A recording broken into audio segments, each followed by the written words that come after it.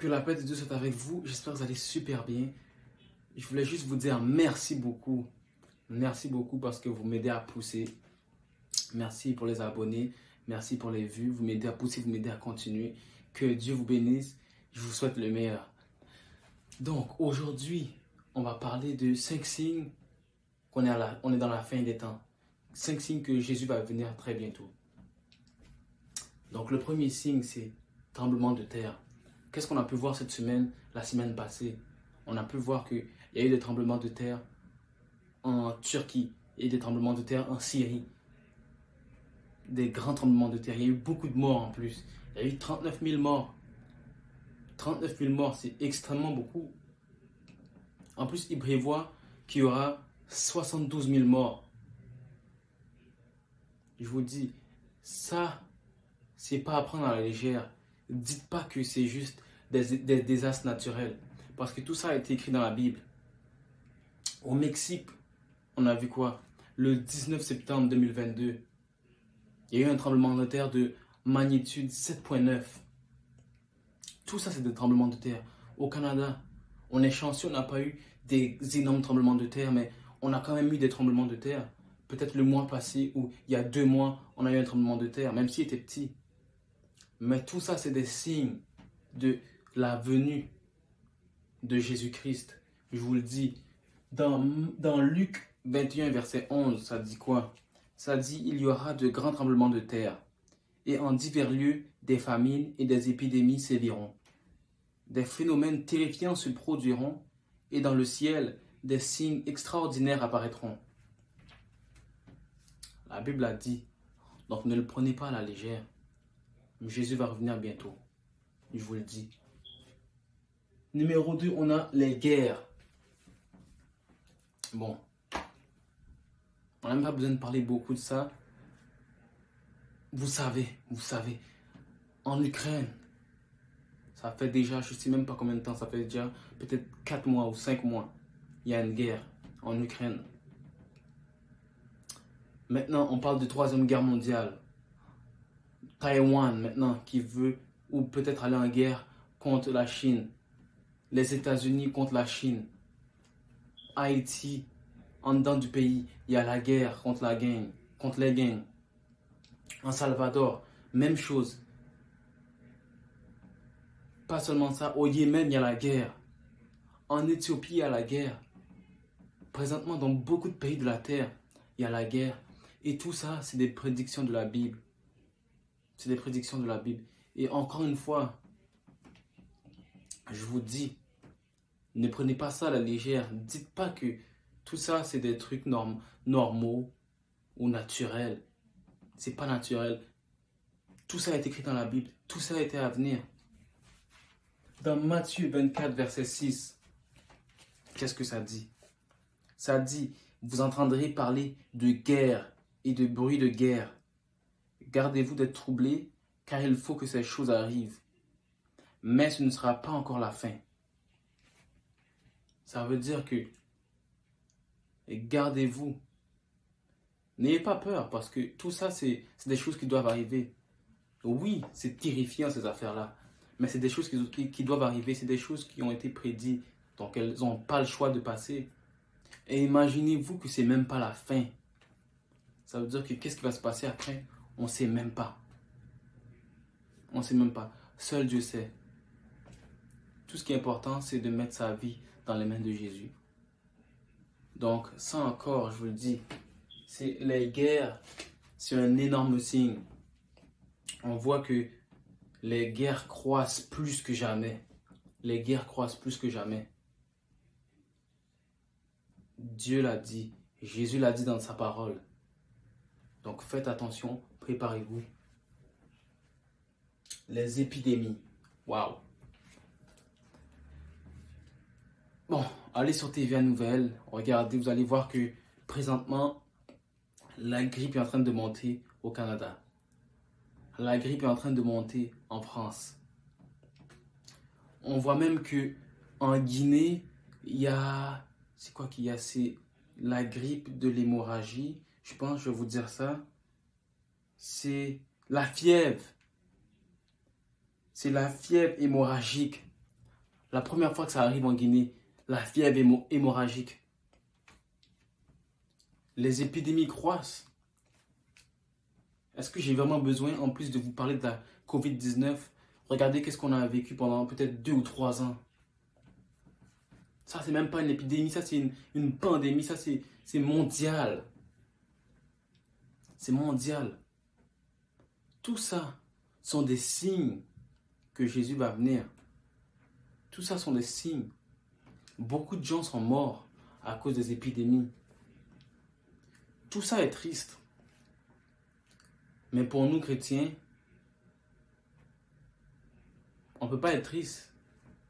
Parce que tout ça a été écrit dans la Bible. Tout ça sont des signes que notre Sauveur Jésus-Christ va revenir sur la terre.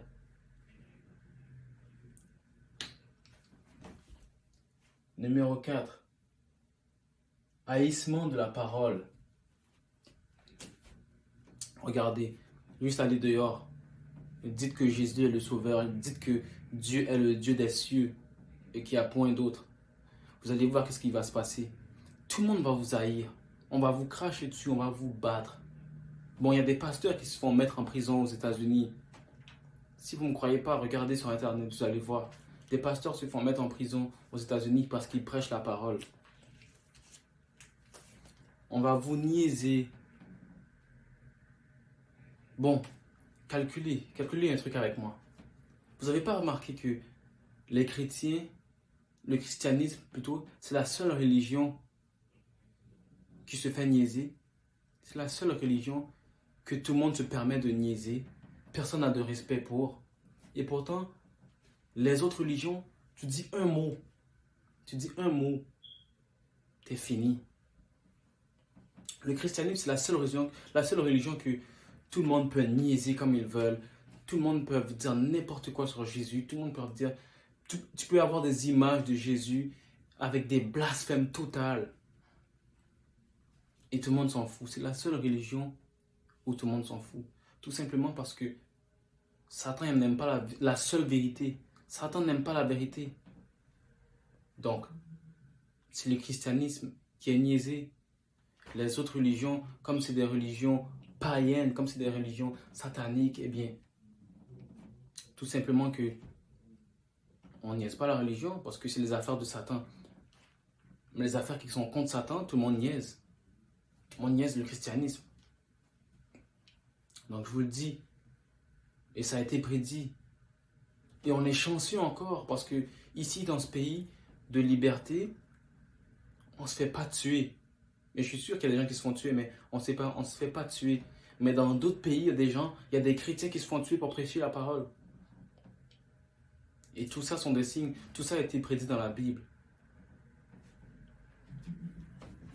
Dans Matthieu 24, verset 9, qu'est-ce que ça dit?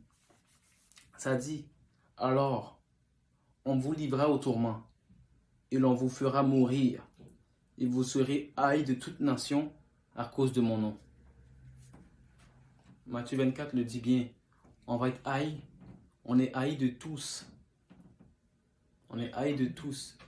Une chance que ici au Canada, on n'est pas encore tué. Mais il y a des gens qui se font tuer dans d'autres pays. Et ça, c'est important. Tout ça a été prédit dans la Bible. Et je vous dis, il y a beaucoup d'autres signes. Il y a beaucoup d'autres signes dont je n'ai pas parlé, qui sont dans la Bible. En passant, si vous avez écouté jusqu'ici, je vous demande de like la vidéo pour que plus de gens puissent entendre la parole, pour que YouTube amène plus de gens à entendre la parole. Et puis, abonnez-vous pour qu'on puisse grandir le royaume de Dieu ensemble. Vous êtes une communauté, vous êtes la gloire de Dieu. Donc, je vous demande de faire ça pour m'aider à continuer, m'aider à pousser. Et je vous remercie beaucoup d'avance. Toute la gloire est à Dieu. Donc, comme je disais, on va être haïs de tous. On va être battus. Mais là, ne lâchez pas. Parce que Jésus est notre sauveur. Quand il va revenir, ça va être la paix. On va être en paix. Et ça va être la plus belle journée. Vous allez voir. Je vous dis. Donc, numéro 5, on a comme le temps de Noé. Dans le temps de Noé, ça disait quoi? Ça dit Dans Matthieu 24, verset 37 à 38, ça dit, ce qui arriva dans le temps de Noé arrivera de même à l'avènement du Fils de l'homme. Car dans les jours qui précèdent le déluge, les hommes mangeaient et buvaient, se mariaient et mariaient leurs enfants, jusqu'au jour où Noé entra dans l'arche. Donc ça dit quoi? Ça dit que dans le temps de Noé, c'était la débauche totale. Ça dit que dans le temps de Noé, les gens buvaient, les gens se mariaient ensemble, ils mariaient leurs enfants, les gens étaient homosexuels, les gens faisaient tout ce qui était mal, tout ce qui était mal. Mais est-ce que maintenant, dans notre temps, c'est pas pire? Regardez dans le Québec, il y a quelques années de ça, quelques décennies de ça, tout le monde était ancré dans le christianisme, tout le monde était ancré dans Jésus. C'était Jésus, c'était les églises qui régnaient. Maintenant, vous voyez, regardez qu'est-ce qui se passe dans le monde. Il y a les guerres, il y a la drogue, il y a l'homosexualité, il y a la pédophilie, il y a les violeurs. Regardez qu'est-ce qui se passe dans le monde. Il y a aucune paix. Il n'y a aucune paix. Tout va mal. Ouvrez Instagram, regardez qu'est-ce que vous allez voir. Vous n'allez pas voir du bon, que du mal. Ouvrez TVA Nouvelles, vous allez voir que du mal. Regardez qu'est-ce qui se passe aux États-Unis. Les gens se font tuer matin, midi, soir. La dernière fois, il y a peut-être environ un an de cela, je pense. Combien de gens se sont fait tuer dans un marché, dans un Walmart? Combien de gens, plus que 20 personnes se sont fait tuer dans un Walmart? Tout ça sont des signes, mes amis. On n'est pas mieux que dans le temps de Noé, on est pire que le temps de Noé. Maintenant, il y a des transsexuels. Aujourd'hui à l'école, on me faisait faire un examen sur les gènes de queer. Je comprends même pas c'est quoi ces affaires-là. C'est quoi ces affaires de débauche-là? Notre temps n'est pas bon, les amis. Notre temps n'est pas bon. Donc prenez conscience. Prenez conscience. Tout ça sont des signes. Je vous le dis. Regardez, dans Matthieu 24, verset 43 à 44, ça dit, sachez-le bien, si le maître de la maison savait à quelle veille de nuit le voleur doit venir, il veillerait et ne laisserait pas percer sa maison.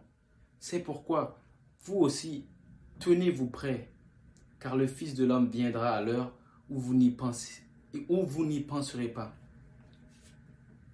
Je vous pose la question aujourd'hui. Êtes-vous prêts? Analysez-vous.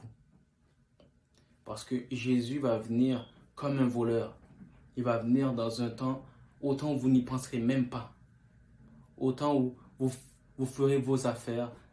Peu importe ce que vous faites, vous ferez vos affaires et puis Jésus va venir. Donc analyse-toi. Est-ce que si Jésus aujourd'hui vient, tu irais au ciel ou tu iras en enfer? Si tu sais que tu iras en enfer, prie, repentis-toi de tes péchés et change, mon ami. C'est la seule chose à faire. Donne ta vie à Jésus. Oui, ça ne va pas être toujours facile, mais je vous le dis encore, le changement n'a jamais été facile. C'est exactement comme l'alcool. Quand tu as une blessure ici et tu mets de l'alcool, ça va te faire mal. Ça va te faire mal. Mais une fois que ça fait plus mal et que l'alcool a fait son effet, c'est guéri, c'est désinfecté. C'est exactement ce que Jésus va faire dans ta vie. Ça va faire mal, ça va être dur parce que ça va être le changement. Ça va être dur parce que Jésus, c'est l'alcool qui va désinfecter. Mais une fois qu'il y aura désinfecté tout ce qui est en toi, tu vas changer, tu vas renaître de nouveau. Donc, change mon ami. Que Dieu vous bénisse. Je vous aime beaucoup. Partez avec la paix.